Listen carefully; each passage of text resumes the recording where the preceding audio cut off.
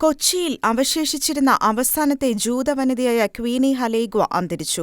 89 വയസ്സായിരുന്നു. ഞായറാഴ്ച പുലർച്ചെയായിരുന്നു അന്ത്യം.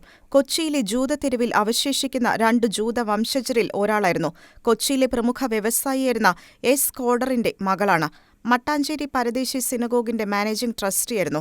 എസ്. കോഡർ പ്രൈവറ്റ് ലിമിറ്റഡിന്റെ മാനേജിംഗ് പാർട്ണറുമായിരുന്നു. കൊച്ചി പ്രദേശത്തിന്റെ സമഗ്ര വികസനത്തിന് വലിയ സംഭാവന നൽകിയ കുടുംബത്തിലെ അംഗമാണ് ഇവർ.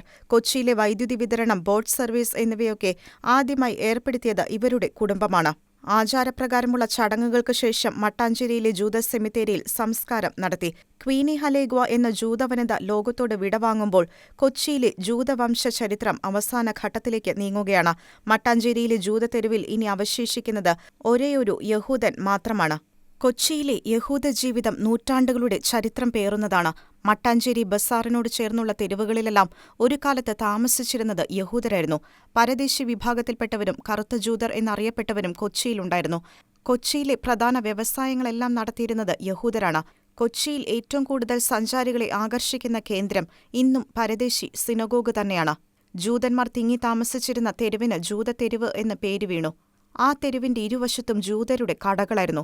കൊച്ചിയിലെ ജൂതരെല്ലാം പല ഘട്ടങ്ങളിലായി ഇസ്രായേലിലേക്ക് മടങ്ങി. പ്രായമായവരും കുട്ടികളുമൊക്കെ മടങ്ങിപ്പോയി. ഇസ്രായേലിൽ നിന്ന് ഇടയ്ക്കിടെ ഇവർ കൊച്ചിയിലെത്താറുണ്ട്.